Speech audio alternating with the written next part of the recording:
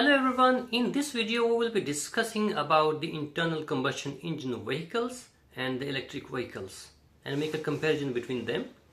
So starting with the internal combustion engine, being specific about the petrol engine, a 4-stroke petrol engine which basically operates in 4 strokes. In the first stroke, which is the intake or suction stroke, it takes the mixture of fuel and air inside the cylinder, and in the next stroke, which is the compression stroke, it compresses it to the compression ratio that we want to achieve.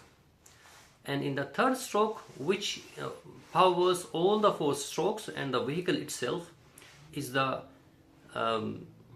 combustion stroke, or you can call it as expansion stroke.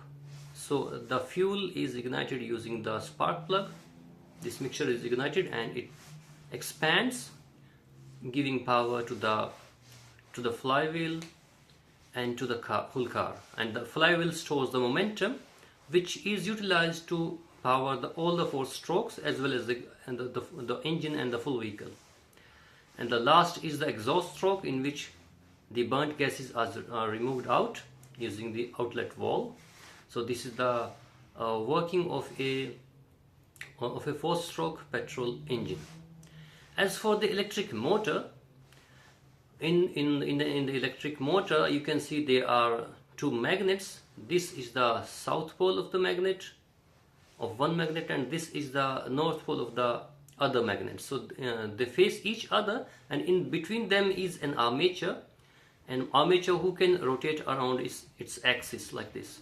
So the current is made to pass through this armature, and when the current is flowing through this, an electromagnetic field is set up into this. So there is an electromagnetic field of these 2 magnets that has been set up, and there is another magnetic field that is due to this.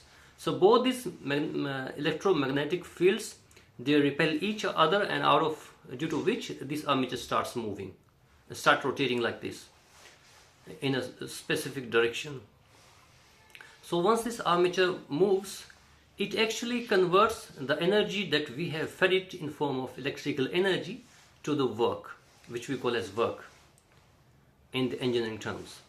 So here, thus we get the work, and thus we move the wheels, we move the whole car. So this is the basic concept about them. Now the difference, this is this is about their basic mechanism, how they work, their basic principles. Now as for the differences, the first very big difference between an electric car and a petrol car is that in a petrol car, in order to increase the speed, the very first thing that we do is we press the accelerator, due to which more fuel is fed into the cylinder. And once more fuel goes into the cylinder, there will be more power that can be drawn, and with the use of the mechanical advantage, with the use of gears, we can speed things up because we have more power, we have more torque that we are getting from the engine, and we utilize this torque to speed up the car. So there is an optimum speed for every car on which it consumes least possible amount of fuel. Maybe for 100 kilometers, that is driven at 100 kilometers per hour, at a speed of 100 kilometers per hour, it may be consuming you say 8 liters of fuel. But as we move below or above this value of 100 kilometers per hour, for the same 100 kilometers, a distance of to cover the same distance of 100 kilometers, now it may be consuming more than 8 liters of fuel, maybe 9 liters, maybe 10 or whatever. So with the speed, the efficiency of the engine drops or goes, there is an ideal state in which the engine is performing its best, but when we depart from this ideal speed of the car, the efficiency drops.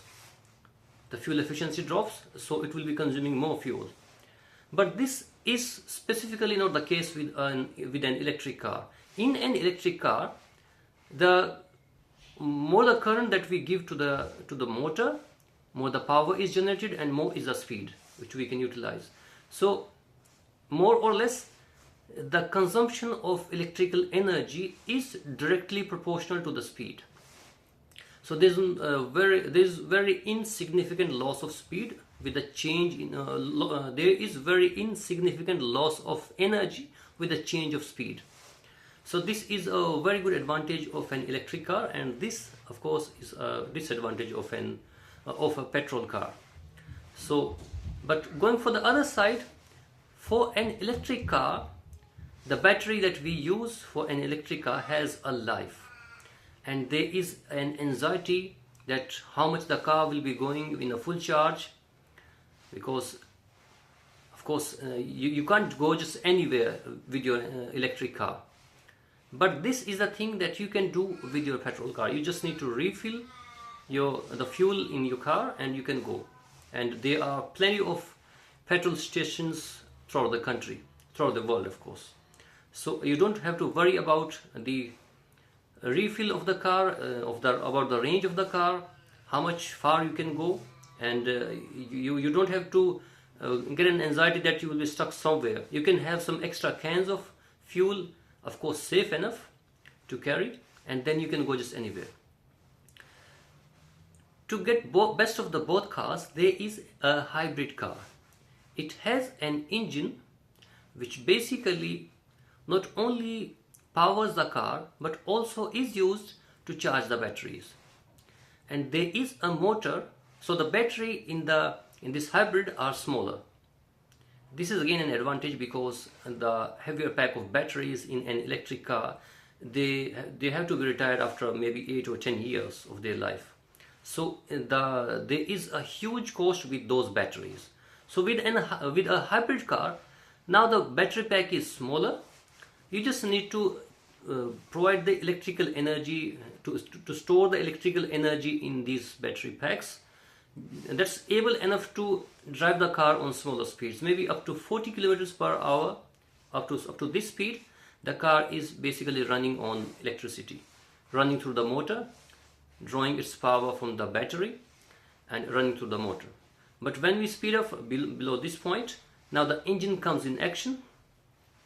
Now the engine powers the car, and in the same time engine is also refilling the electricity energy that it has to store in the battery.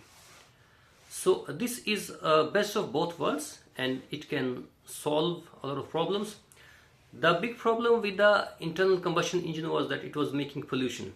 But the electric car, when we produce an electric car and we produce those battery packs for an electric car, at least half of the amount of pollution that was being done in the ICT in its lifespan, at least half of that is done in extracting the lithium. So it's not, we can't say that it's a very safe option or it's a pollution-free option, green option, not like that. But with a hybrid, it combines the best of the both worlds, so we can have an effective management of the pollution of any form that is being generated due to the production of the car or due to the running of the car. I hope you enjoyed this video. Thank you so much.